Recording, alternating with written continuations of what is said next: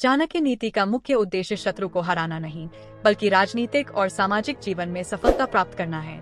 हालांकि चाणक्य नीति में शत्रु से निपटने के विभिन्न तरीके बताए गए हैं, जो व्यक्ति को उसके शत्रुओं से बचाने और उन्हें पराजित करने में सहायक होते हैं। यहाँ पर चाणक्य नीति के अनुसार शत्रु को परास्त करने के विभिन्न पहलुओं पर विस्तार से चर्चा की जाएगी। एक, शत्रु की पहचान और समझ। चाणक्य के अनुसार शत्रु का सामना करने का पहला कदम उसे पहचानना है।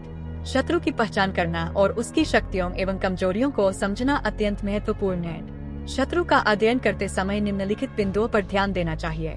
शत्रु की स्थिति और शक्ति का आकलन। शत्रु की सैन्य, आर्थिक और सामाजिक शक्तियों का विश्लेषण करें। शत्रु की कमजोरियों का पता लगाना, उसकी कमजोरियों का फायदा उठाना एक कुशल रणनीतिकार की पहचान है। शत्रु की मनोवृत्ति और उद्देश्यों का समझना। शत्रु के मनोविज्ञान और उसके उद्देश्यों को समझकर ही सही रणनीति बनाई जा सकती है। 2, धैर्य और संयम।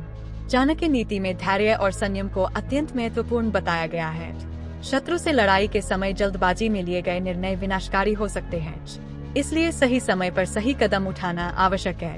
धैर्य और संयम बनाए रखने से व्यक्ति को अपने शत्रु की चालों को समझने और सही रणनीति तैयार करने का अवसर मिलता है। 3, विभाजन और शत्रु की एकता को तोड़ना। चाणक्य नीति के अनुसार शत्रु की शक्ति को कमजोर करने के लिए उसे विभाजित करना एक सफल रणनीति हो सकती है। शत्रु की एकता को तोड़ने के लिए उसे आपसी मतभेदों में उलझाया जा सकता है। इसके लिए निम्नलिखित कदम उठाए जा सकते हैं। शत्रु के सहयोगियों को अपने पक्ष में करना। शत्रु के सहयोगियों को प्रलोभन या अन्य तरीकों से अपने पक्ष में करना। शत्रु के भीतर असंतोष फैलाना। शत्रु के बीच असंतोष और अविश्वास फैलाना ताकि वह विभाजित हो जाए। शत्रु के भीतर गुटबंदी करना। शत्रु के भीतर गुटबंदी कर उसकी एकता को कमजोर करना। 4, शत्रु की चालों का पूर्वानुमान और प्रतिकार। शत्रु की चालों का पूर्वानुमान लगाना और उसके अनुसार प्रतिकार की योजना बनाना अत्यंत आवश्यक है। इसके लिए गुप्तचर तंत्र का उपयोग किया जा सकता है। चाणक्य के अनुसार शत्रु की योजनाओं को समय पर समझना और उसके खिलाफ रणनीति बनाना अत्यंत महत्वपूर्ण है। 5, छल और छद्म की नीति। चाणक्य नीति में छल और छद्म का भी उल्लेख है, जिसका उपयोग शत्रु को धोखा देने और उसे पराजित करने के लिए किया जा सकता है। यह नीति निम्नलिखित प्रकार की हो सकती है। छल से शत्रु को भ्रमित करना। शत्रु को भ्रमित करने के लिए गलत सूचनाएं फैलाना। शत्रु को छद्म आक्रमण की धमकी देना। शत्रु को डराने के लिए छद्म आक्रमण की योजना बनाना। शत्रु के सामने झूठा सहयोग दिखाना। शत्रु को अपने पक्ष में करने के लिए झूठा सहयोग दिखाना, फिर सही समय पर उसे धोखा देना। 6, शत्रु को आर्थिक रूप से कमजोर करना। शत्रु को आर्थिक रूप से कमजोर करना एक महत्वपूर्ण रणनीति हो सकती है। इसके लिए शत्रु की आर्थिक गतिविधियों को बाधित करना, उसके व्यापार को प्रभावित करना या उसके सहयोगियों को आर्थिक रूप से कमजोर करना आवश्यक हो सकता है। 7, शत्रु के खिलाफ सामरिक गठबंधन बनाना।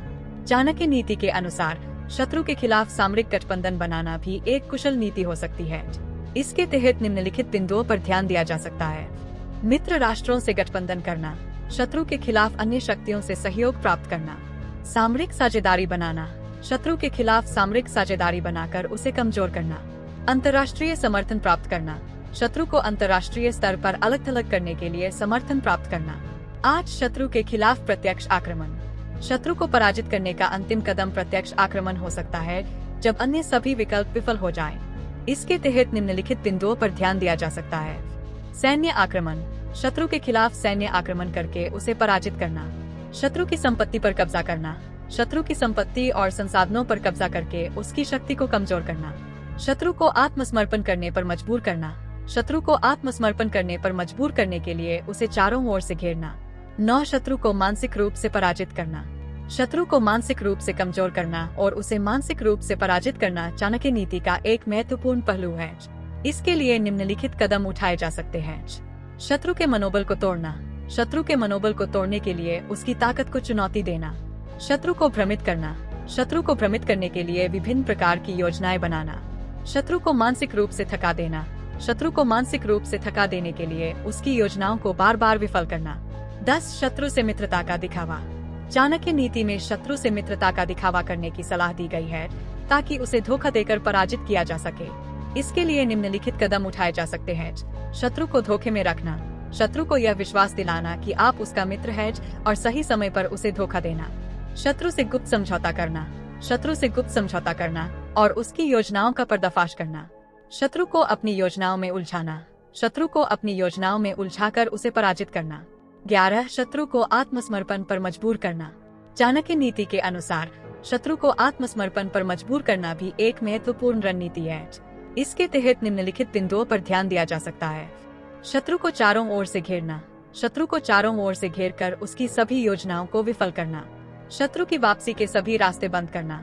शत्रु की वापसी के सभी रास्ते बंद करना ताकि वह आत्मसमर्पण करने पर मजबूर हो जाए। शत्रु के समर्थन को कमजोर करना। शत्रु के समर्थन को कमजोर करके उसे आत्मसमर्पण करने पर मजबूर करना। 12 शत्रु से सहयोग प्राप्त करना। चाणक्य नीति के अनुसार शत्रु से सहयोग प्राप्त करना भी एक महत्वपूर्ण रणनीति हो सकती है। इसके तहत निम्नलिखित बिंदुओं पर ध्यान दिया जा सकता है। शत्रु को अपने पक्ष में करना। शत्रु को अपने पक्ष में करके उसकी शक्ति का उपयोग करना। शत्रु से गुप्त समझौता करना। शत्रु से गुप्त समझौता करके उसके संसाधनों का उपयोग करना। शत्रु को अपने लिए कार्य करने पर मजबूर करना। शत्रु को अपने लिए कार्य करने पर मजबूर करना ताकि उसकी शक्ति कमजोर हो जाए। 13 शत्रु से वार्ता और समझौता। चाणक्य नीति में शत्रु से वार्ता और समझौता करने की भी सलाह दी गई है जब अन्य सभी विकल्प विफल हो जाएं। इसके तहत निम्नलिखित बिंदुओं पर ध्यान दिया जा सकता है। शत्रु से वार्ता की पेशकश करना। शत्रु से वार्ता की पेशकश करके उसे अपनी शर्तों पर समझौता करने के लिए मजबूर करना। शत्रु से समझौता करना। शत्रु से समझौता करके उसे अपने पक्ष में करना ताकि वह आपकी योजनाओं का समर्थन करे। शत्रु से संयुक्त मोर्चा बनाना। शत्रु से संयुक्त मोर्चा बनाकर उसे आपके पक्ष में लाना ताकि वह आपकी योजनाओं का समर्थन करे। 14 शत्रु से सावधानी बरतना। चाणक्य नीति में शत्रु से सावधानी बरतने की भी सलाह दी गई है। शत्रु का सामना करते समय हमेशा सतर्क रहना चाहिए क्योंकि शत्रु कभी भी धोखा दे सकता है। इसके तहत निम्नलिखित बिंदुओं पर ध्यान दिया जा सकता है। शत्रु की चालों पर नजर रखना। शत्रु की चालों पर हमेशा नजर रखना ताकि वह आपको धोखा न दे सके। शत्रु के इरादों को समझना। शत्रु के इरादों को समझकर ही कोई कदम उठाना ताकि वह आपकी योजनाओं को विफल न कर सके। शत्रु की कमजोरियों का लाभ उठाना। शत्रु की कमजोरियों का लाभ उठाकर उसे पराजित करना।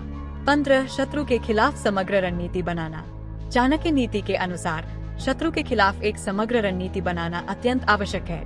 इसके तहत निम्नलिखित बिंदुओं पर ध्यान दिया जा सकता है। शत्रु के खिलाफ एक विस्तृत योजना बनाना। शत्रु के खिलाफ एक विस्तृत योजना बनाकर उसे पराजित करना। शत्रु के खिलाफ एक समन्वित प्रयास करना। शत्रु के खिलाफ सभी साधनों का उपयोग करके उसे पराजित करना। शत्रु के खिलाफ एक दीर्घकालिक रणनीति बनाना। शत्रु के खिलाफ एक दीर्घकालिक रणनीति बनाकर उसे पराजित करना। निष्कर्ष चाणक्य नीति के अनुसार शत्रु को पराजित करने के लिए विभिन्न प्रकार की रणनीतियों और नीतियों का उपयोग किया जा सकता है। इन नीतियों को कुशलता से अपनाकर और सही समय पर सही कदम उठाकर शत्रु को हराया जा सकता है। चाणक्य की नीतियाँ आज भी प्रासंगिक है और उनके विचारों से हमें जीवन में सही दिशा और प्रेरणा मिलती है।